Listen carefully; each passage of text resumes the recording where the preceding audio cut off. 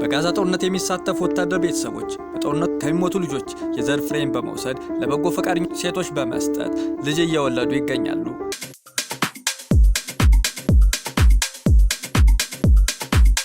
ወላጆች ይህን ለማድረግ የፍርድ ቤት ፈቃድ ለማግኘት የሚወስደውን ጊዜ እንዳማረራቸው እየተናገሩ ሲሆን በጋዛው ጦርነት ህይወታቸው የሚያልፍ እስራኤላውያን ወታደር ወላጆች የልጆቻቸውን የዘር ፍሬ በመውሰድ የልጅ ልጅም እያስወለዱ ይገኛሉ።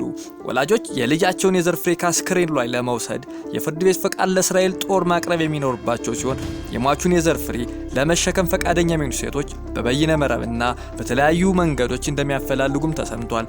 የዘር ፍሬው ወታደሩ በሞተ በ72 ሰዓታት ውስጥ ተወስዶ በማቀዝቀዣ ውስጥ የሚቀመጥ ሲሆን ወላጆች የፍርድ ቤት ፈቃድ ማግኘታቸውን የሚያረጋግጥ ወረቀት ባቀረቡ ጊዜ የልጃቸውን የዘር ፍሬ መውሰድ እንደሚችሉም ቢቢሲ አስነብቧል። የዘር ሐረጋቸውን ለማስቀጠልና የልጅ ልጅ አቅፎ ለመሳም እንዲሁም የልጃቸውን ምትክ ለማግኘት ይህን አማራጭ የሚጠቀሙ ወላጆች ቁጥር ከጊዜ ወደ ጊዜ እየጨመረ እንደሚገኝም ተሰምቷል። በሐማስና እስራኤል መካከል ጦርነት ከተቀሰቀሰበት ጊዜ አንስቶ 400 የእስራኤል ወታደሮች መሞታቸው የተገለጸ ሲሆን እስካሁን የ170 ወታደር የዘር ፍሬ መሰብሰቡን የተነገረው።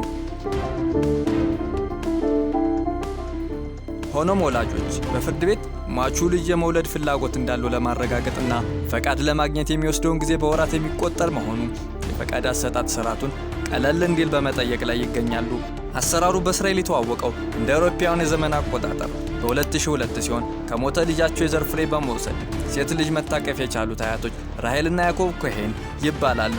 ልጃቸው በ2002 የሐማስ ስናይፐሮች የተገደለባቸው ወላጆች ከልጃቸው በወሰዱት የዘር ፍሬ የተወለደችው የልጅ ልጃቸው አሁን ላይ የ10 ዓመት ታዳጊ ሆናለች። ኬቨን የተባለው እስራኤል ወታደር እናት የሆኑት ራሄል ብቸኛ ልጃቸው መሞቱን ተከትሎ በጥልቅ ሐዘን ውስጥ እንደነበሩ ተናግረዋል። የእስራኤል ጦር ያስተዋወቀውን ይህን የልጅ ልጅ አቅፎ የመሳብ ዕድል በመጠቀም የልጄን አምሳያ ማግኘት ችያለሁ ብለዋል። አሁን ላይ የፍርድ ቤቱን ፈቃድ ያገኙ ወላጆች የልጃቸውን ታሪክና ልጅ ለመውለድ ያለውን ፍላጎት የሚያሳዩ ጽሑፎችን እና ተንቀሳቃሽ ምስሎችን በተለያዩ በይነ መረቦች በመልቀቅ ጽንሱን የሚሸከሙ በጎ ፈቃደኛ እናቶችን በማፈላለግ ላይ ናቸው።